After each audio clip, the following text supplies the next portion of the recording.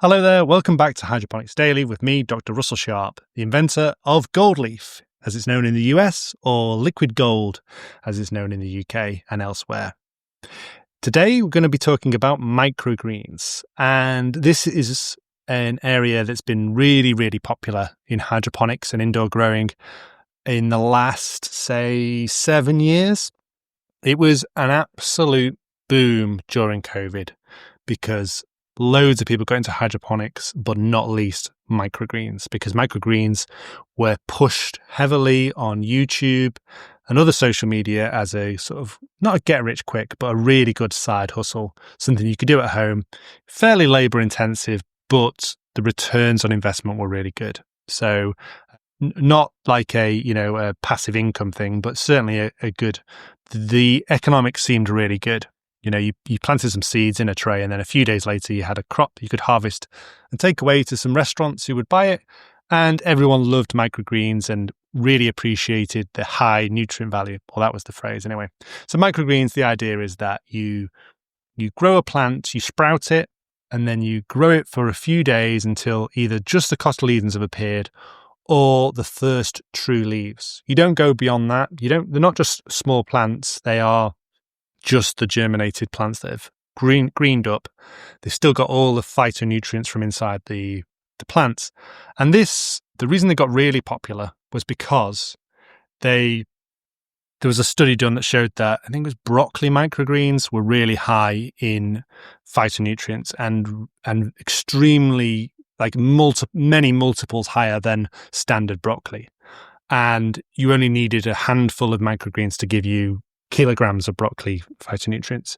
And this research went wild, and especially went wild because it was featured on the Joe Rogan Experience. That guy who comes second to me in all the podcast charts.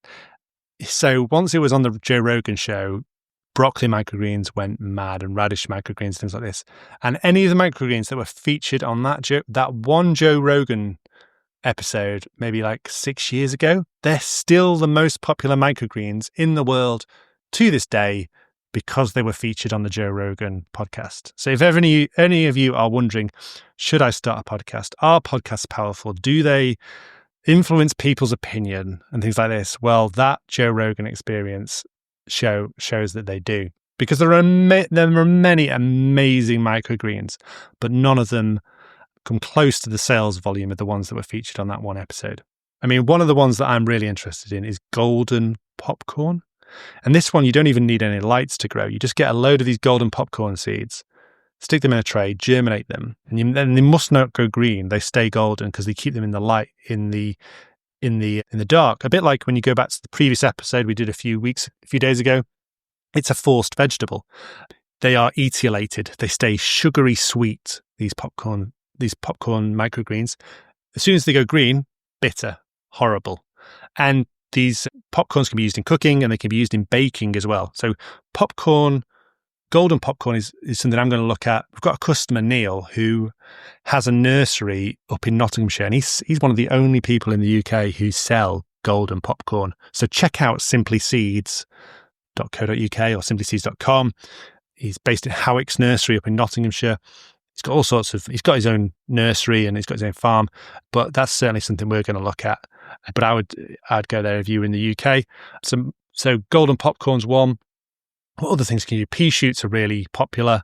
Sunflowers are really popular, but you have to make sure you get the right sunflower. Top tip, make sure you research your sunflowers, because if they have the kernel from the seed still attached, it's a massive problem. And you cannot sell them. You have to go around and hand pick off all the seed husks, the seed coats, to actually make them saleable. And other things you can grow in microgreens are basil, amaranth. This is off the top of my head. I've done absolutely sod all research for this episode. Apologies. But that's the basic premise. They don't need much nutrition. The beauty of gold leaf is you can just germinate your microgreens on paper towel or cotton wool. You don't need to actually use any grow media. And the problem with microgreens is you waste a lot of grow media. You're only growing these plants for a few days, and yet you have to put grow media in there. But with gold leaf, because you supply every essential nutrient and the water and the pH correction, you don't need to bother with grow media. And also, grow media is a massive source of potential source of contamination. Remember, people are not going to be eating these, not going to be necessarily washing and cooking them before they eat them. You might say on the packet, please wash these before you use them, but have you ever used lettuce or any sort of basil without washing it? No, I have, and other people will as well. So you've got to remember that if you're growing them. Microgreens often fall down it becomes a chore, it becomes a process, it becomes something that has to be monitored, and it becomes laborious. And if you're not getting the profits that you thought you were going to get, then that becomes disheartening. And that's where most microgreen people give up. A lot of microgreen companies start selling the sort of programs to get rich quick schemes because they realize they're not making the money in microgreens. And that's sort of a path you find people going down. There are loads of podcasts on microgreens, some devoted to just specific types of microgreens. Other things you can say about microgreens, they're distinct from sprouts. So if you've got things like mung beans, they're just grown in the dark. You don't need any lights, you don't need any nutrition, you don't need any grow media. They're distinct from micro veg, where micro veg are like little carrots or little turnips and things like that you grow in sort of polytunnels or greenhouses for much longer until you've got a harvestable crop. They're used in sort of high-end. They're also used in high-end Michelin-star restaurants. These sort of tiny little turnip on your plate with some jus. They are interesting. I've experimented with microgreens, making sure that you've got the right dose rate for gold leaf, or as it's called in the UK, liquid gold. The dose rate that you need for microgreens is tiny. It's like less than 0.5 mils per litre, because you're just providing them with a little bit of bump before they are harvested. And also helps with dechlorination and pH correction as well, gold leaf. So that's the reason I'd use it. As I say, the actual health benefits are debatable, but certainly the evidence, the research tends to show that they are very high in all sorts of beneficial phytochemicals. The brassicas particularly. So brassicas, you're talking about a chemical called isothiocyanate, which sounds poisonous, doesn't it? Cyanate, like cyanide. It's actually very good for you, contains sulfur, and it's anti-cancer. So always make sure you eat plenty of greens. Big problem in the world nowadays, I think, is people relying on supplements and health supplements and, saying, oh, it's got all the nutrients and all the minerals you need.